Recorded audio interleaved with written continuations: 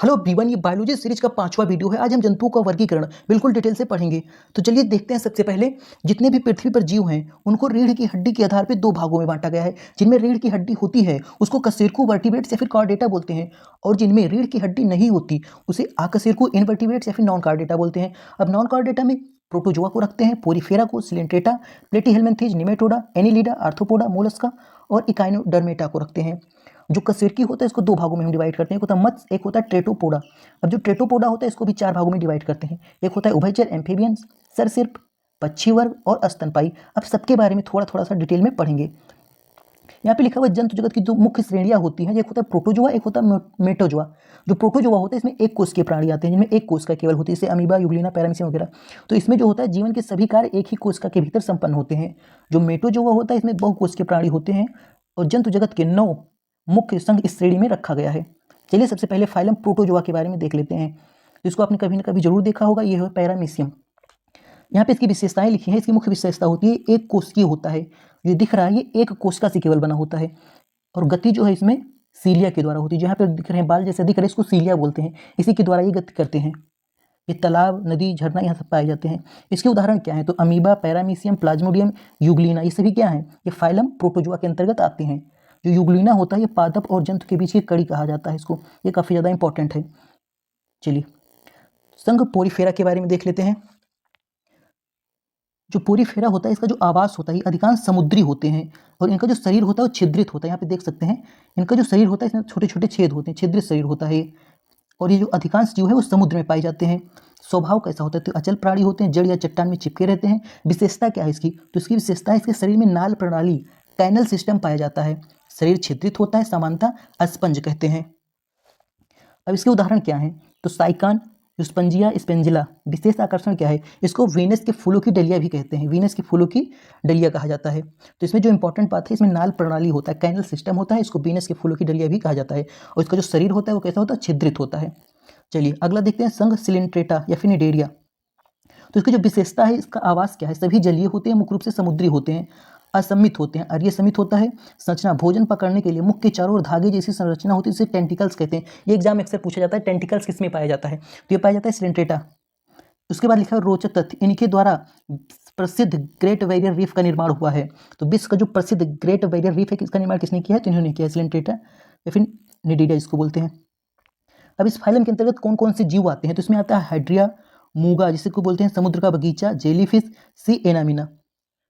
तो यहाँ पे जो इंपॉर्टेंट बात है, याद रखने वाली बात है, इसने ग्रेट बैरियर रीफ का निर्माण किया था। और इसको क्या कहते हैं? इसको बोलते हैं, यहाँ पे लिखा हुआ है, इसको बोलते हैं टेंटिकल्स। जो इसमें भोजन पकड़ने के लिए होता है टेंटिकल्स होते हैं। यहाँ पे जो दिख रहा है ये टेंटिकल्स है, ये भोजन पकड़ने के लिए होता है। चलिए आगे देखते हैं। यहाँ पे संघ प्लेटीहेल्मिन्थेज। तो इसकी विशेषता क्या होती है? इनका शरीर जो है देह हुआ रहित 3 स्तरीय होता है और चपटा शरीर होता है। ये उभयलिंगी होते हैं। पोषण, इनमें आहार नाल विकसित नहीं होती है, अपनी सतह से सीधे पदार्थ अवशोषित करते हैं। अधिकांश मनुष्य एवं पशुओं में परजीवी होते हैं। तो ये कहाँ मिलते हैं? मनुष्य के अंदर या पशु के शरीर के अंदर ही रहते हैं अधिकतर। उत्सर्जन इसमें कैसे होता है? उत्सर्जन के लिए इसमें फ्लेम कोशिकाएं होती हैं। ये काफ़ी ज़्यादा इंपॉर्टेंट है कि फ्लेम कोशिकाएं या फिर ज्वाला कोशिकाएं किसमें पाई जाती हैं? तो ये पाई जाती हैं प्लेटीहेल्मिन्थेज में। इसके उदाहरण कौन से हैं? इस फाइलम के अंतर्गत कौन कौन से जीव आते हैं? तो टीनिया सोलियम आता है, फेसिला हेपेटिका आता है, प्लेनेरिया आता है। ये मनुष्य की आंत में पाया जाता है। जो टीनिया सोलियम होता है ये मनुष्य की आंत में पाया जाता है। जो फैसिला हेप्टिका है ये गाय व भेड़ के पित्त में पाया जाता है। चलिए आगे देखते हैं। तो एक बार इसका जो हमने पढ़ा उसको एक बार रिवीजन कर लेते हैं, कंपेयर कर लेते हैं कि हमने क्या पढ़ा। तो जो प्रोटोजुआ, पोरीफेरा, सिलेंट्रेटा और प्लेटीहेल्मिन्थेज, इन चारों फाइलम का एक बार एक नज़र में देख लेते हैं। मुख्य विशेषता क्या है? जो प्रोटोजुआ है इसकी मुख्य विशेषता क्या है? इसके जितने भी जीव हैं सभी एक कोष के होते हैं। पोराफेरी की मुख्य विशेषता क्या है? इसमें नाल प्रणाली, कैनल सिस्टम होता है। सिलेंट्रेटा की मुख्य विशेषता क्या है? इसमें टेंटिकल्स होता है। प्लेटीहेल्मिन्थेज की मुख्य विशेषता क्या है? इसमें फ्लेम कोशिकाएं होती हैं। शरीर संरचना की बात करें तो एक कोशिकीय होता है, इसका शरीर छिद्रित होता है, बहुकोशिकीय होता है। इसका आर्य समित होता है, इसका चपटा शरीर होता है और देहगुआ रहित होता है। एग्जाम्पल देख लेते हैं। तो प्रोटोजुआ के अंतर्गत अमीबा, पैरामीशियम, प्लाज्मोडियम आता है। पोरीफेरा में स्पंज, साइकॉन और स्पेंजिया आता है। सिलेंट्रेटा के अंतर्गत हाइड्रा, मूंगा, जेलीफिश आता है। प्लेटीहेल्मिन्थेज के अंतर्गत फीताकिर्म, लिवर फ्लूक आता है। चलिए अब अगला फाइलम देखेंगे। अगला फाइलम हमारा है एस्के हेल्मिन्थेज। अब इसका सामान्य परिचय देख लेते हैं। इसको गोल क्रीम भी बोला जाता है। ये स्वतंत्र जीवी होते हैं, परजीवी होते हैं। मुख्य तंत्र की बात करें तो इसमें उत्सर्जन है वो प्रोटोनेफ्रिडिया के द्वारा होता है। शरीर संरचना की बात करें, इसकी शरीर की बनावट कैसी होती है, तो ये लंबे और बेलनाकार होते हैं। इसमें जो नर होता है वो छोटा होता है, जो मादा होती है वो बड़ी होती है।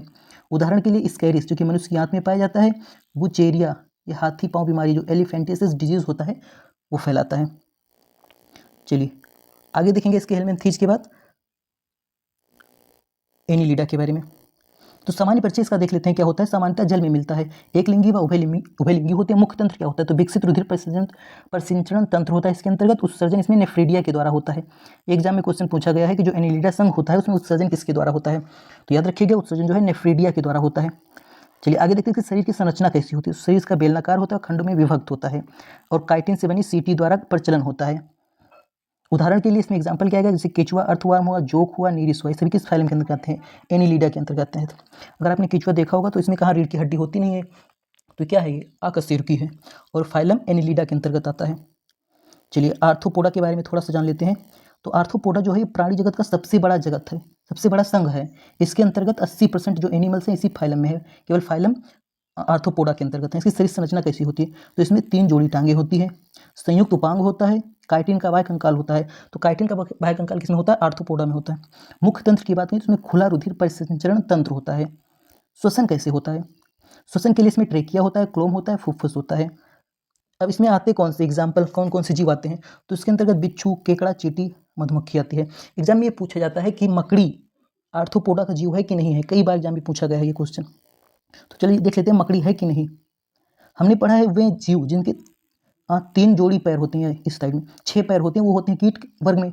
लेकिन जो मकड़ी है इसके कितने पैर होते हैं, टोटल 4 इस साइड 4 इस साइड 8 पैर होते हैं, इसलिए कीट नहीं है, कीट वर्ग में इसको नहीं रखते। चलिए आगे देखते हैं मोलस्का के बारे में। इसका सामान्य परिचय देखते हैं। तो प्राणी जगत का ये दूसरा सबसे बड़ा संघ है। इसके सिर पर नेत्र व स्पर्शक होते हैं। मुख्य तंत्र की बात करें तो खुला व बंद दोनों प्रकार का प्रसिंचरण तंत्र होता है। जो शरीर में ब्लड जाता है ये 2 तरीके से जाता है, एक होता है खुला प्रसिंचरण तंत्र, एक होता है बंद। तो जो मोलस्का फाइलम है इसके अंदर दोनों टाइप का होता है, खुला बंद दोनों तरह का होता है। इसका जो है रंगहीन खून होता है। श्वसन की बात करें तो इसमें गिल्स और टीनिडिया के द्वारा श्वसन होता है।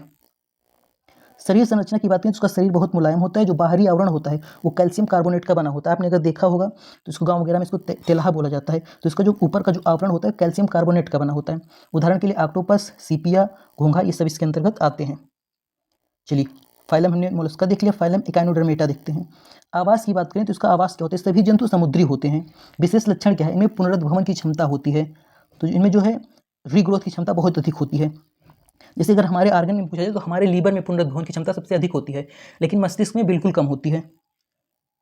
शरीर संरचना बात करें, त्वचा पर कांटे पाए जाते हैं। उदाहरण के लिए तारा मछली आता है, ब्रिटल स्टार आता है, समुद्री अर्चिन आता है, समुद्री खीरा आता है। सभी किस फाइलम के अंतर्गत आते हैं, इकाइनोडर्मेटा के अंतर्गत। अब इनका तुलनात्मक अध्ययन कर लेते हैं जितना हमने पढ़ा। तो हमने पढ़ा इसके हेलमिंथीज, एनिलिडा, आर्थ्रोपोडा, मोलस्का और इकाइनोडर्मेटा। अब इनके बारे में अध्ययन कर लेते हैं। उत्सर्जन अंग की बात करें तो उसमें प्रोटोनेफ्रिडिया होता है, एनिलिडा में नेफ्रिडिया होता है, इसमें absent absent absent absent absent absent. Arthropoda में जो श्वसन तंत्र होता है वो ट्रेकिया, क्लोम या फुफ्फुस के द्वारा होता है। मोलस्का में गिल्स या फिर टीनिडिया के द्वारा होता है। इकाइनोडर्मेटा में कुछ नहीं दिया है। विशेष लक्षण की बात करें तो इसके हेलमिंथीज में जो नर होता है वो छोटा होता है, जो मादा होती है बड़ी होती है। एनिलिडा का शरीर खंड युक्त होता है, केचुआ आपने देखा है इसका सिर कैसा होता है, खंड युक्त होता है, जोंक वगैरह का। आर्थ्रोपोडा में काइटिन का बाह्य कंकाल होता है। मोलस्का में कैल्शियम कार्बोनेट का बाह्य कंकाल होता है। इकाइनोडर्मेटा में पुनरुद्भवन की अपार क्षमता होती है। चलिए यहाँ तक हमने देख लिया। अब देखते हैं जंतुओं का वर्गीकरण। तो जंतुओं का वर्गीकरण जो है कशेरुकी, कशेरुकी के बारे में हमने सारा पढ़ लिया, प्रोटोजोआ से लेकर इकाइनोडर्मेटा तक। अब कशेरुकी के बारे में पढ़ते हैं, वर्टिब्रेट्स के बारे में। तो इसको 2 भागों में मत्स्य और टेट्रापोडा में बांटा गया है। उभयचर, सरीसृप, पक्षी वर्ग और स्तनधारी, इनके बारे में पढ़ते हैं। तो मत्स्य वर्ग के बारे में सबसे पहले जान लेते हैं। इसका आवास क्या होता है, तो ये सभी जलीय होते हैं, पानी में रहते हैं। इनका जो हृदय होता है 2 कक्षीय होता है, श्वसन गलफड़ों गिल्स के द्वारा होता है। ये असमतापी होते हैं, शीत रुधिर कोल्ड ब्लडेड होते हैं। प्रजनन जो है इसमें अंडज होता है। उसके बाद लिखा है हड्डियां व उपस्थि। तो शार्क मछली में हड्डियां नहीं होती, उपास्थि, जबकि रोहू में हड्डियां होती हैं। तो शार्क मछली में हड्डियां नहीं होती, उसमें उपास्थि होती है, जबकि जो रोहू है उसमें क्या होता है, उसमें हड्डियां होती हैं। अब स्पेशल एग्जाम्पल लिखा हुआ है समुद्री घोड़ा, क्या है, ये मछली है। कई बार लोग समझते हैं कि घोड़ा है, बस घोड़ा नहीं, ये मछली है।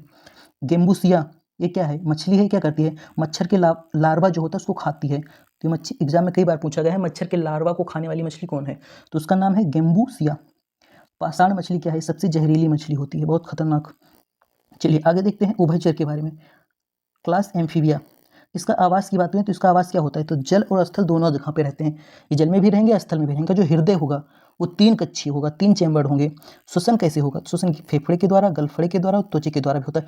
मेढक आपने देखा होगा पानी के अंदर रहता है तो किससे करता है, गिल्स के द्वारा। पानी के बाहर आ जाता है तो फेफड़े के द्वारा करता है। कभी कभी जमीन के नीचे चला जाता है जब पानी कम हो जाता है तो त्वचा के द्वारा कर लेता है।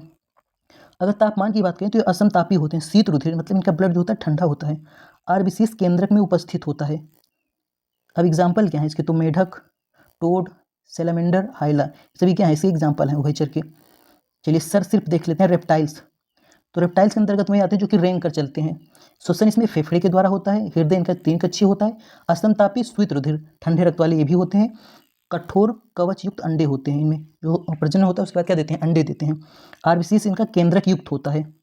यहाँ पे एक अपवाद लिखा है, जो मगरमच्छ क्रोकोडाइल होता है और जो घड़ियाल होता है एलिगेटर, इनका जो हृदय है वो 4 कक्षीय होता है।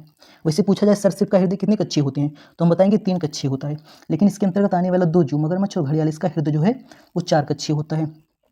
उसके बाद यहाँ पे कुछ एग्जाम्पल लिखा हुआ है। एकमात्र सांप जो कि घोंसला बनाता है तो किंग कोबरा है। हाइड्रोफिश समुद्री सांप दुनिया का सबसे जहरीला सांप है। हाइड्रोफिश जो है ये दुनिया का सबसे जहरीला सांप है। उसके बाद लिखा है ड्रेको, उड़ने वाली छिपकली है। तो देख सकते हैं यहाँ पे बहुत ही डेंजरस है। तो आगे देखते हैं पक्षी वर्ग के बारे में। तो जो इनका तापमान होता है वो समतापी होते हैं, वार्म ब्लेडेड होते हैं। जो पक्षी होते हैं वार्म ब्लेडेड सम होते हैं। इनका जो हृदय है वो 4 कक्षीय होता है हमारी तरह। और जो इनमें हड्डियाँ होती हैं वातिल हड्डियाँ होती हैं, उड़ने में जो इनकी सहायता करती हैं, एरोडायनेमिक होती हैं। यहाँ पे लिखा है कुछ बर्ड्स के बारे में एग्जाम्पल, उसको देख लेते हैं। हमिंग बर्ड, ये दूसरा नाम इसका गुंजन पक्षी है। दुनिया का सबसे छोटा पक्षी है जो उल्टा भी उड़ सकता है।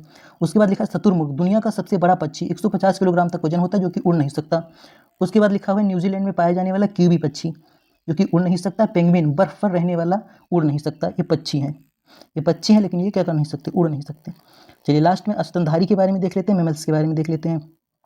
तो इनका जो ब्लड होता है समतापी होता है, मतलब समान रहता है। ठंडी गर्मी बरसात कुछ भी हो, ब्लड उतना ही रहेगा। इनका खून गर्म खून होता है। जो हृदय होता है 4 कक्षीय होता है, 2 अलिंद 2 नीले, 4 भागों में बटा होता है। विशेषता क्या होती है, दुग्ध ग्रंथियाँ होती हैं और त्वचा पर रोम होते हैं। प्रजनन कैसे होता है, जरायुज होता है, ये सीधे बच्चे को जन्म देते हैं। बात करें इसमें तो सामान्यतः स्तनधारियों की आरबीसीएस में केंद्रक नहीं होता, लेकिन जो यहाँ पे लिखा है ऊंट और लामा, इसकी आरबीसीएस में केंद्रक पाया जाता है। ये 2 अपवाद हैं, आरबीसीएस इसमें पाया जाता है इसके केंद्रक में। अब इन सबका एक बार तुलनात्मक अध्ययन कर लेते हैं, जो कि बहुत इंपॉर्टेंट है। यहाँ से बिल्कुल क्लियर हो जाएगा क्या कैसे है। हृदय, रक्त तापमान, श्वसन, प्रजनन। मछली की बात करें तो इसमें 2 कक्षीय होता है। उभयचर में 3 कक्षीय होता है। सरसिप में 3 कक्षीय होता है, लेकिन अपवाद क्या है, मगरमच्छ में। पक्षी में 4 कक्षीय होता है। स्तनधारी में 4 कक्षीय हृदय होता है। रक्त तापमान की बात करें तो मछली जो होती है इसका रुधिर ठंडा होता है। उभयचर का भी शीत होता है, सरसिप का भी शीत होता है। पक्षी का समतापी और स्तनधारी का समतापी होता है। चलिए अब बात करते हैं श्वसन की। तो मछली में कैसे होता है, गिल्स के द्वारा होता है। उभयचर में गिल्स, लंग्स, स्किन के द्वारा होता है। और जो रेप्टाइल्स होता है इसमें लंग्स के द्वारा, पक्षी में फेफड़े के द्वारा, स्तनधारी में भी लंग्स के द्वारा होता है। प्रजनन की बात किया जाए तो जो पक्षी वर्ग है ये अंडज होते हैं, ये भी अंडज होते हैं। रेप्टाइल्स क्या होते हैं, ये भी अंडज होते हैं। कठोर कवच होता है। पक्षी क्या होते हैं, ये भी अंडज होते हैं। केवल जो है स्तनधारी होता है यही जरायुज है, बच्चे को जन्मता है। इसमें कुछ अपवाद भी हैं जो कि वो भी मतलब बच्चे को ही डायरेक्ट जन्म देते हैं। यहाँ पे लिखा हुआ है सत्य बनाम असत्य मछलियाँ।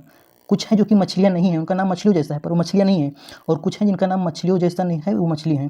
चलिए देख लेते हैं। जैसे जेली फिश, ये क्या है, असत्य मछलियाँ हैं। मछलियों के नाम से समानता रखने वाले, लेकिन ये मछलियाँ नहीं है। जेली फिश नाम से लग रहा है कोई फिश है, लेकिन ये फिश नहीं है। ये फाइलम सिलेंट्रेटा का एक जीव है। स्टार फिश, ये फिश नहीं है, इकाइनोडर्मेटा का एक जीव है। सिल्वर फिश, ये भी फिश नहीं है, आर्थ्रोपोडा का एक कीड़ा है। Cuttle fish, devil fish, resale fish और क्रे फिश, ये सभी क्या है, फिश नहीं है। ये फाइलम मोलस्का के हैं, ये फाइलम आर्थ्रोपोडा के एक जीव हैं। इस साइड में लिखा हुआ है सत्य मछलियाँ। फ्लाइंग फिश, ये मछली है। पाइप फिश, ये भी मछली है। समुद्री घोड़ा, तो घोड़ा नहीं है, ये मछली है। डॉग फिश क्या है, मछली है। कैट फिश मछली है। बिल्ली नहीं है, वो मछली है। गोल्ड फिश मछली है। पैडल फिश, ये भी एक मछली है। चलिए हमने बायोलॉजी सीरीज का ये 5 वीडियो कंप्लीट कर लिया। अगले वीडियो में हम ब्लड के बारे में पढ़ेंगे, परिसंचरण तंत्र। इसी तरह पूरी बायोलॉजी को कंप्लीट करेंगे, उसके बाद फिजिक्स, केमिस्ट्री वगैरह कंप्लीट करेंगे। अगर वीडियो आपने यहाँ तक देखा है तो चैनल को सब्सक्राइब करें, वीडियो को लाइक करें। मिलते हैं अगले वीडियो में।